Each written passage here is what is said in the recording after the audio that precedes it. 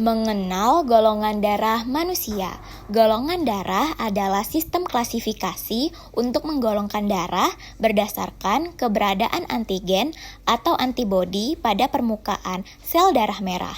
Dengan mengetahui jenis golongan darah seseorang akan memudahkan proses transfusi darah dan transplantasi organ. Golongan darah dibagi menjadi dua sistem, yaitu sistem golongan darah ABO dan sistem golongan darah Rhesus RH. Sistem golongan darah ABO. Sistem golongan darah ABO ini ditemukan oleh ilmuwan Austria Karl Landsteiner pada tahun 1901. Pada sistem ABO, golongan darahnya ditentukan oleh jenis aglutinogen dan keberadaan agglutinin. Wah, apa sih agglutinogen dan agglutinin itu? Ini dia pembahasannya. Yang pertama, kita akan membahas agglutinogen. Agglutinogen adalah antigen yang dapat menggumpal dan terdapat pada sel darah merah. Yang kedua, yaitu agglutinin, adalah antibodi yang dapat menggumpalkan agglutinogen. Agglutinin terdapat pada plasma darah. Sistem golongan darah manusia ini terbagi menjadi 4 jenis, yaitu yang pertama, golongan darah A. Seseorang yang memiliki golongan darah A, tandanya memiliki antigen A di permukaan sel darah merah dan antibodi anti-B dalam plasma darah. Yang kedua, yaitu golongan darah B.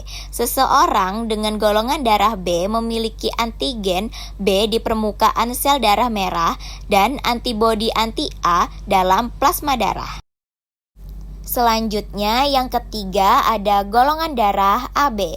Nah, kalau kamu termasuk orang dengan golongan darah AB, itu tandanya kamu memiliki kedua antigen A dan B di permukaan sel darah merah, tetapi tidak memiliki antibodi anti-A maupun anti-B dalam plasma darah. Yang keempat, yaitu golongan darah O. Terakhir, orang dengan golongan darah O berarti tidak memiliki antigen A maupun B di permukaan sel darah merah, tetapi memiliki antibodi anti-A dan anti-B dalam plasma darah. Teman-teman semua, selanjutnya kita akan membahas tentang sistem golongan darah Rhesus RH. Sistem golongan darah Rhesus RH ditemukan oleh Landsteiner dan Wiener. Sistem ini sangat penting dalam transfusi darah, kehamilan, dan beberapa kondisi medis lainnya. Sistem golongan darah Rhesus RH berkaitan dengan ada atau tidak adanya suatu antigen yang disebut antigen D, RH faktor di permukaan sel darah merah. Berdasarkan sistem ini, ada dua jenis rhesus, yaitu rhesus positif dan rhesus negatif. Berikut perbedaan di antara keduanya. Yang pertama, kita akan membahas RH positif. Jika seseorang memiliki antigen D di permukaan sel darah merahnya, maka orang tersebut dikategorikan sebagai RH positif.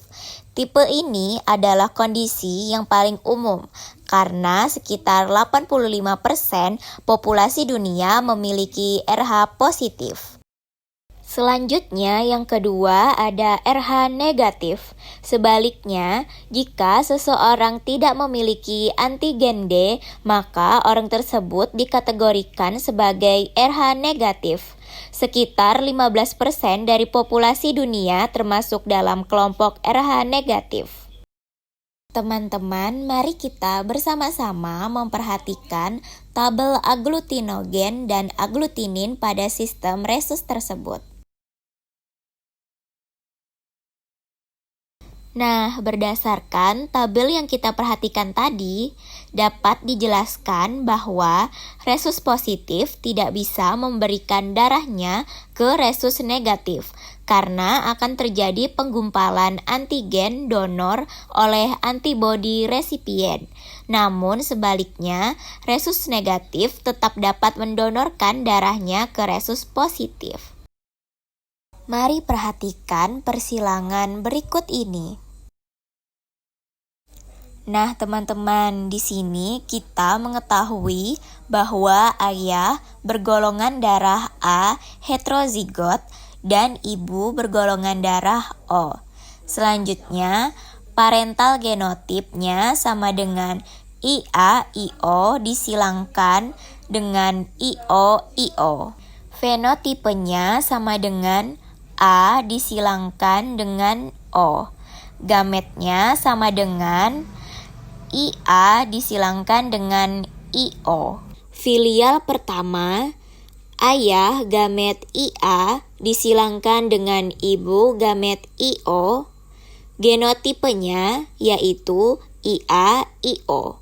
Fenotipenya yaitu A. Perbandingan filial pertama, genotipenya yaitu IA-IO. Fenotipenya yaitu A.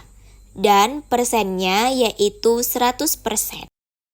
Nah, teman-teman, itu tadi penjelasan tentang materi golongan darah. Semoga video yang teman-teman tonton tadi dapat bermanfaat ya. Sampai jumpa lagi.